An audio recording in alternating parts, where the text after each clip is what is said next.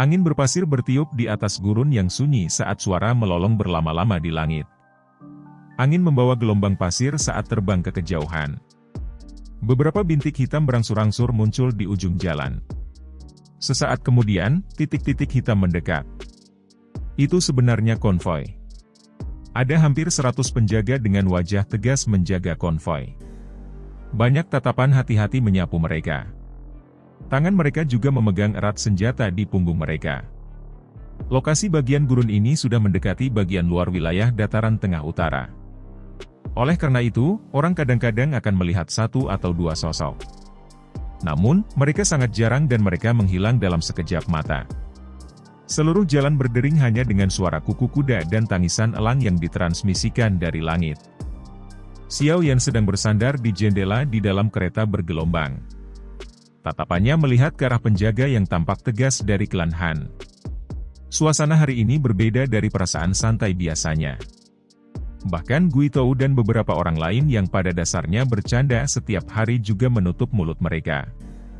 Tangan mereka, yang memegang senjata mereka, menegang dan rileks berulang kali, mengungkapkan kecemasan di hati mereka.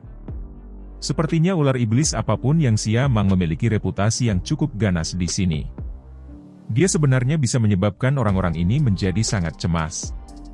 Xiao Yan dengan lembut bergumam setelah menyerap ekspresi orang-orang di sekitar matanya. Xiao Yan merenung sejenak sebelum menggelengkan kepalanya. Setelah itu, dia duduk bersila di kereta, menutup matanya, dan memulihkan diri. Gundukan di dalam gerbong berlanjut selama sekitar 2 jam atau lebih sebelum tiba-tiba berhenti. Pada saat ini, Xiao Yan, di dalam kereta, tiba-tiba membuka matanya. Tatapannya melewati celah jendela dan secara kebetulan bisa melihat puncak gunung yang curam tidak jauh.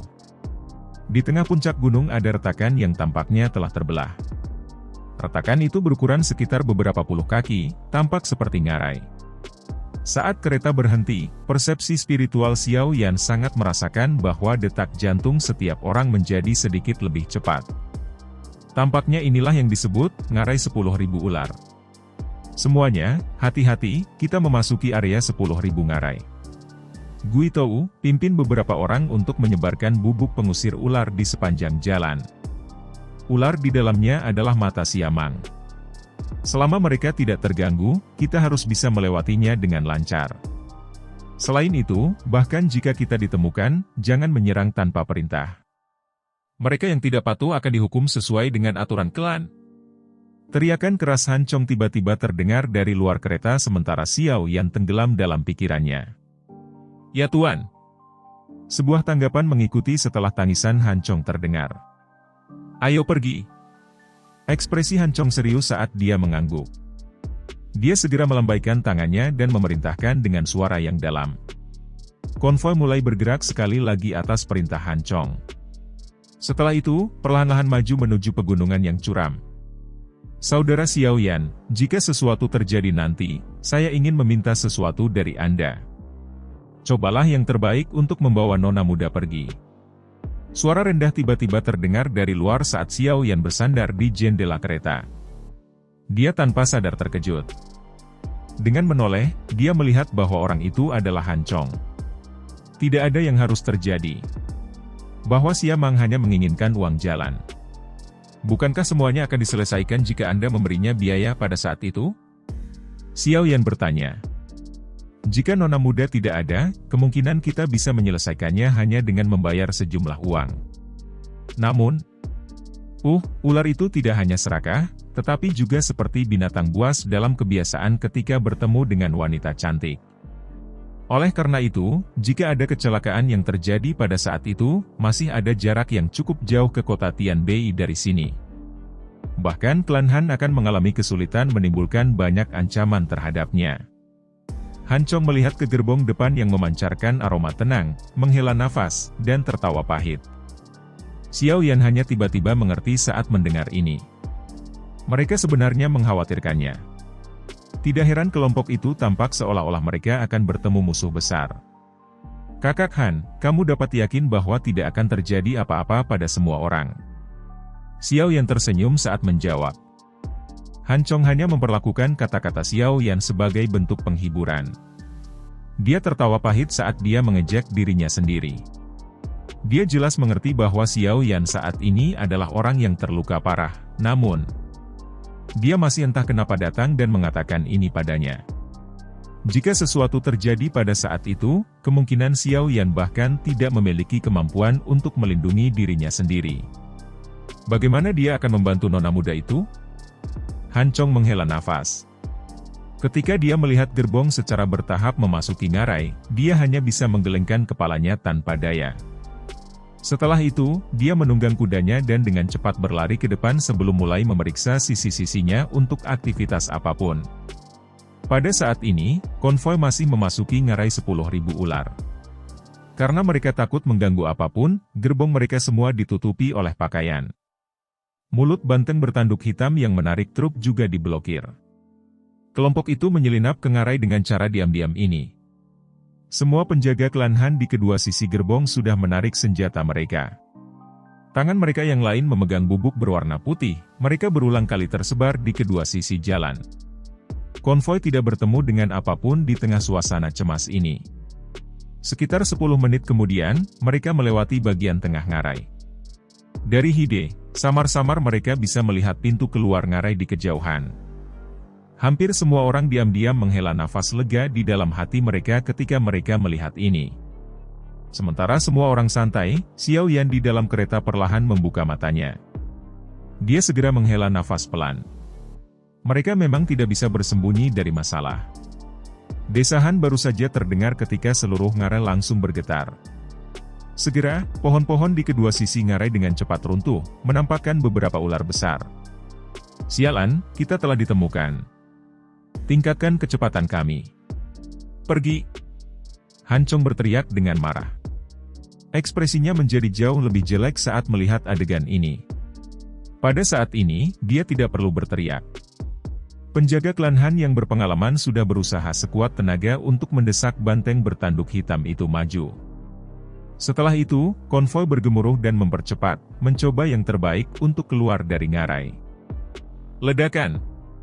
Ketika konvoi masih sekitar kurang dari 100 meter dari pintu keluar ngarai, banyak tokoh besar tiba-tiba bergegas dari kedua sisi ngarai. Akhirnya, mereka menutup seluruh jalan. Mulut mereka yang buas dan besar memancarkan lidah ular yang mengandung bau busuk dengan suara cici. Mata ular yang gelap dan dingin mengunci semua orang dalam konvoi. Brengsek! Hati Han Chong segera tenggelam saat melihat ular besar yang tak terhitung jumlahnya menghalangi jalan mereka. Meskipun ular besar ini hanya peringkat 3 Magical Beasts, tubuh mereka sangat besar. Dengan hanya beberapa lusin dari mereka, mereka mampu memblokir seluruh jalan sampai tidak ada celah sedikit pun yang tersisa. Gelombang suara gemerisik ditransmisikan dari semak-semak di sekitarnya setelah jalan diblokir. Segera, ular racun besar dan kecil yang tak terhitung jumlahnya, berbagai warna keluar dengan cara yang padat. Akhirnya, mereka mengepung seluruh konvoi. Ceka-ceka, sekelompok orang bodoh benar-benar berpikir untuk menyelinap melewati sia tua yang hebat ini. Tawa aneh tiba-tiba terdengar dari langit setelah lingkaran terbentuk. Segera, sosok hitam hijau dengan cepat terbang turun dari atas ngarai. Dalam waktu satu napas, dia muncul di langit di atas konvoi. Sosok yang baru saja muncul di langit di atas konvoi itu cukup aneh. Tubuh manusia dan anggota tubuhnya ditutupi dengan sisik hitam hijau yang padat. Tempat di mana kepalanya seharusnya berada memiliki kepala ular yang tampak buas. Mata mungilnya mengandung rasa dingin dan kekejaman yang gelap saat mereka menatap orang-orang di bawah. Selain itu, di belakang iblis setengah manusia setengah ular ini adalah sepasang sayap douki hitam hijau, yang membawa liar yang kuat yang menyapu ngarai saat mereka mengepak. Ekspresi kelompok Han Chong segera berubah pucat putih ketika mereka melihat sosok hitam hijau yang muncul. Suara mereka sedikit bergetar. Ular iblis. Siamang. Siamang menatap konvoi dari atas. Dia tiba-tiba tertawa ketika dia dengan santai berkata, "Kalian semua harus tahu aturan kakek ini, bukan?" Wajah Han Chong sedikit gemetar. Dia segera keluar dari konvoi, mengeluarkan kartu kristal dan dengan hormat berkata, "Tentu saja kami tahu tentang itu. Komandan Siamang, kami adalah konvoi dari klan Han di kota Tianbei. Ini adalah hadiah kecil yang saya harap diterima oleh Komandan Tuan. Siamang mengulurkan tangannya. Kekuatan hisap tanpa basa-basi menarik kartu kristal di tangan Han Chong. Dia meliriknya sebelum membuka mulutnya dan tertawa, tidak buruk. Sepertinya kalian semua masih memiliki ketulusan. Wajah Han Chong sedikit bersukacita setelah mendengar ini. Dia dengan hati-hati berkata, kalau begitu, bisakah Komandan membiarkan konvoi kita lewat? Ini wajar. Siamang tersenyum aneh. Lidah ularnya menjilat sudut mulutnya sebelum jarinya tiba-tiba menunjuk ke kereta tempat Han Sui berada. Dia tersenyum cabul dan berkata, namun, tinggalkan dia dulu. Ekspresi semua orang dalam konvoi tiba-tiba berubah. Cukup banyak orang diam-diam memperketat cengkeraman mereka pada senjata mereka. Han Chong juga dengan lembut menarik napas dan dengan hormat bertanya, apa maksud Tuan Komandan? Hehe, gadis kecil, tidak perlu bersembunyi. Kakek ini sudah mengendus jenis wewangian di tubuh wanita dari jarak yang sangat jauh. Selain itu, kakek ini juga tahu bahwa kali ini saya telah bertemu dengan yang sangat indah. Oleh karena itu, Anda harus keluar. Siamang mengabaikan Han Chong dan tertawa aneh pada kereta yang tatapannya terkunci. Ledakan! Suara Siamang baru saja terdengar ketika atap kereta pecah. Sesosok manusia melintas sebelum berdiri di atap kereta. Tatapan sedingin es memelototi Siamang di langit. Cahaya merah segera meletus di mata Siamang ketika dia melihat wajah Han Sui. Dia segera tertawa ke langit, ini benar-benar seperti yang diharapkan kakek ini. Hadiah kali ini benar-benar kaya.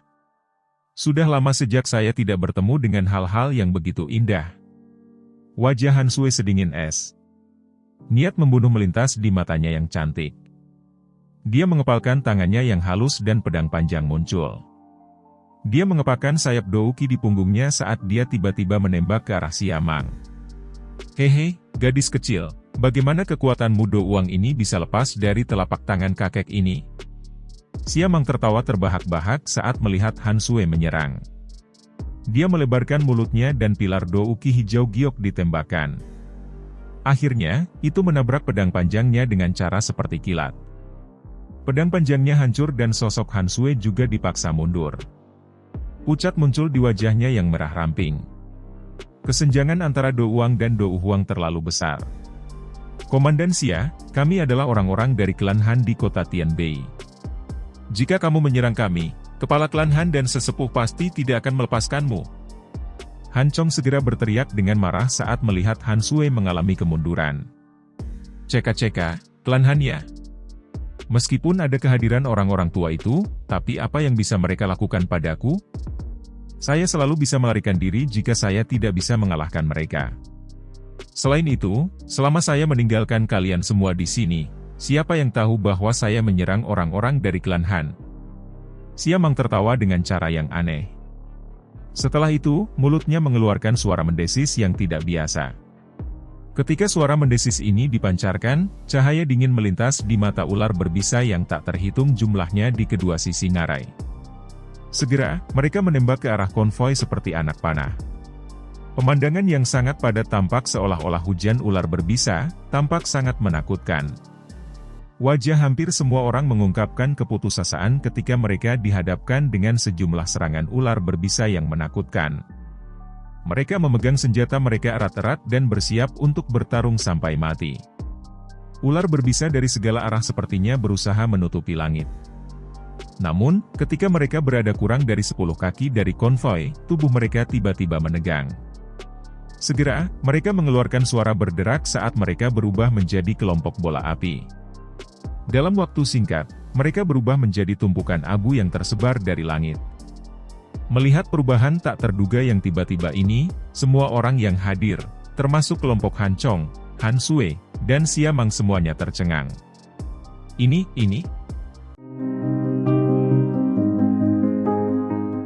Abu hitam pucat perlahan melayang turun dari langit sebelum membentuk lapisan tipis berwarna hitam yang menutupi permukaan tanah.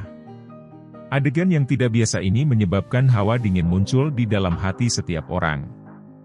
Tidak ada yang tahu persis apa yang telah terjadi.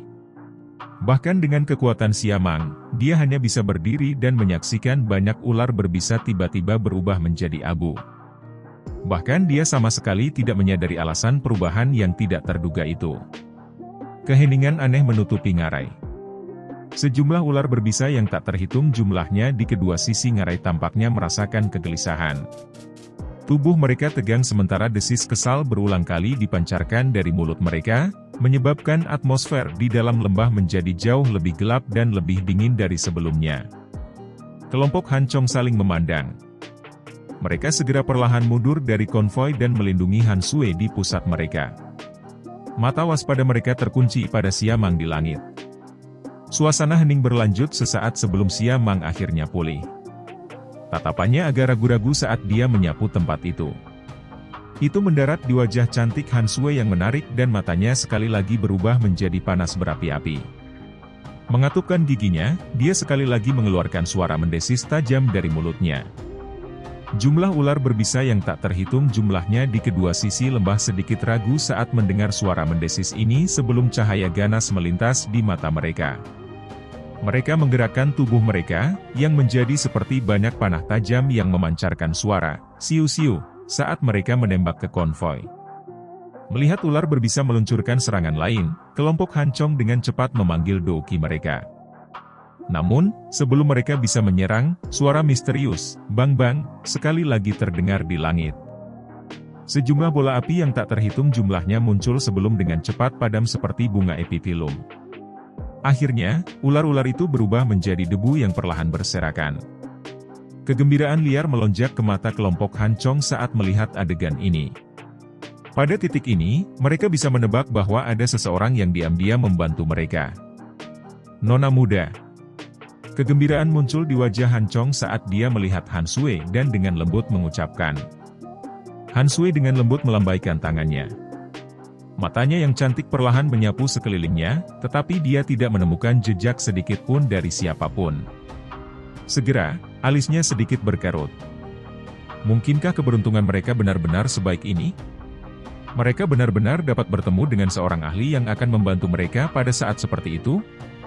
Matanya yang cantik berkeliaran sebelum tiba-tiba dan tiba-tiba berhenti di kereta beberapa saat kemudian. Tempat itu adalah tempat Xiao Yan berada. Bulu mata panjang Han Sui berkedip lembut ketika pandangannya berhenti di kereta. Sebelum dia bisa berpikir lebih dalam, suara gelap dan dingin Siamang ditransmisikan dari langit. Bolehkah saya tahu ahli mana yang ada di sini? Saya Siamang. Maafkan saya jika saya telah menyinggung Anda dengan cara apapun. Namun, masalah hari ini adalah masalah pribadi antara orang-orang ini dan saya. Mata Siamang menyapu langit saat dia menangkupkan kedua tangannya. Suara Siamang perlahan bergema meskipun ngarai ini. Namun, tidak ada jawaban. Tepat ketika dia merasa agak frustrasi, sebuah suara tua berbicara dengan singkat. Tersesat. Suara tua yang tiba-tiba itu tampaknya turun dari langit sebelum berlama-lama di samping telinga semua orang. Pada saat ini, kegembiraan di dalam hati kelompok Han Chong semakin padat. Memang ada seorang ahli yang membantu mereka. Mata cantik Han Sui berpaling dari kereta tempat Xiao Yan berada saat suara tua itu terdengar. Mereka menyapu ke lokasi lain, berniat menemukan ahli misterius ini. Apakah kamu benar-benar ingin bertarung karena orang-orang yang tidak berguna ini? Cahaya ganas melintas di mata Siamang. Namun, dia tidak berani menyerang karena pemandangan aneh dari sebelumnya. Yang dia lakukan hanyalah berbicara dengan cara yang jahat. Jika kamu tidak tersesat dalam 10 napas, kamu akan mati. Pemilik suara sebelumnya sekali lagi memberikan jawaban yang sangat singkat untuk kata-kata Siamang. Bahkan Han Chong dan yang lainnya bisa mendengar tawa dingin samar dan ejekan dari suara itu. Tampaknya mengejek Siamang karena terlalu percaya diri dengan kekuatannya. Mata Siamang menjadi suram setelah diperlakukan dengan kasar 2 kali. Dia mampu bertindak sesuka hatinya di tempat ini selama bertahun-tahun bukan karena tidak ada ahli yang ingin membunuhnya. Sebaliknya, itu karena pegunungan ini benar-benar terlalu besar dan ada banyak lubang ular di dalamnya. Selama Siamang mengubah tubuhnya dan memasuki pegunungan yang dalam, menemukannya akan menjadi masalah yang sangat merepotkan. Itu karena ini bahwa nama sengit orang ini secara bertahap menjadi lebih kuat. Rasa dingin yang pekat melintas di mata Siamang, tetapi tidak ada yang bisa dilihat dari wajahnya. Sebaliknya, dia menangkupkan tangannya ke segala arah dan berkata, karena teman bersikeras melindungi mereka, Siamang akan memberi wajah ini hari ini. Siamang baru saja mencapai kata terakhirnya ketika kilatan dingin meletus dari matanya. Kakinya segera menekan udara kosong saat tubuhnya melintas seperti kilat hijau giok. Dalam sekejap mata, dia muncul di depan Han Sui. Douki yang kuat melonjak keluar pada saat ini dan aliran udara yang sangat besar mengguncang kelompok Han Chong sampai mereka dengan cepat melangkah mundur. Gadis kecil, hampir tidak ada wanita yang kakek ini naksir bisa melarikan diri. Siamang tertawa cabul saat Douki melonjak. Dia segera meraih Han Sui. Kecepatan-kecepatannya adalah sesuatu yang Han Sui tidak bisa hindari dengan kekuatannya. Oleh karena itu, dia hanya bisa menyaksikan cakar pihak lain mendarat di bahunya. Kamu mencari kematian. Tangan Siamang baru saja mendarat ketika tangisan dingin yang mengandung niat membunuh tiba-tiba terdengar. Segera, riak energi tak terlihat bergabung dengan ruang dengan cara seperti kilat. Sesaat kemudian, itu meledak dengan aneh di dada Siamang. Ledakan. Ledakan rendah dan dalam terdengar, tetapi itu tidak menyebabkan tabrakan energi sedikit pun. Namun demikian, lebih dari setengah dari Douki yang meresap ke tubuh Siamang segera tersebar. Kekuatan besar meledak di dadanya dan kekuatan kekerasan liar meledakkan sisik di kulitnya sampai basah kuyup dengan darah segar. Tubuh Siamang bergegas pergi. Lindungi nona muda. Serangan tak terlihat memaksa mundur Siamang. Melihat ini, kelompok Han Chong buru-buru mengerumuni ke depan. Mereka mengerumuni dan mengepung Han Sui. Tatapan mereka dengan kejam menatap Siamang. Mata cantik Han Sui menatap Siamang, yang telah ditinggalkan dalam keadaan menyedihkan hanya dengan satu serangan. Gelombang mengerikan muncul di dalam hatinya. Dia tahu bahwa meskipun orang ini menjijikkan, kekuatannya tidak lemah. Menambah fakta bahwa bentuk aslinya adalah binatang ajaib dengan kemampuan pertahanan yang sangat kuat, dia tidak berharap bahwa dia akan berakhir dengan cara yang menyedihkan ini bahkan tanpa melihat musuhnya. Seberapa menakutkan orang yang menyerangnya. Kemungkinan mereka tidak akan menemukan ahli seperti itu bahkan di dalam seluruh klan Han. Siamang terus melangkah mundur lebih dari 100 langkah. Baru kemudian dia menghentikan tubuhnya dengan ekspresi terkejut. Dia menyeka jejak darah di sudut mulutnya, melihat sekelilingnya, dan tanpa sadar berteriak keras, kekuatan spiritual? Kamu seorang alkemis? Siamang akhirnya mengenali kekuatan tak terlihat ini saat kontak. Itu jelas kekuatan spiritual yang menjadi spesialisasi para alkemis. Serangan spiritual semacam itu juga jelas merupakan keterampilan yang paling mahir dari seorang alkemis. Pemilik suara itu mengabaikan seruan Siamang. Sebuah dengusan dingin dipancarkan dan kekuatan spiritual yang tak terlihat sekali lagi berdesir di udara. Segera, itu berisi momentum seperti petir saat dengan keras menembak ke arah Siamang. Setelah merasakan serangan spiritual yang menuju sekali lagi, sisik di seluruh tubuh Siamang berdiri tegak. Teror di wajahnya juga menjadi lebih padat. Pada akhirnya, dia menjerit tajam, berbalik, dan berubah menjadi sosok hitam gelap yang melarikan diri dengan menyedihkan ke hutan pegunungan di depan tatapan tertegun kelompok Han Chong. Dia benar-benar lenyap dalam beberapa kilatan. Siamang benar-benar merasakan niat membunuh yang menusuk tulang dalam serangan spiritual itu. Dia tahu bahwa jika dia tinggal lebih lama lagi, pemilik kekuatan spiritual pasti akan mengirisnya menjadi potongan-potongan daging ular.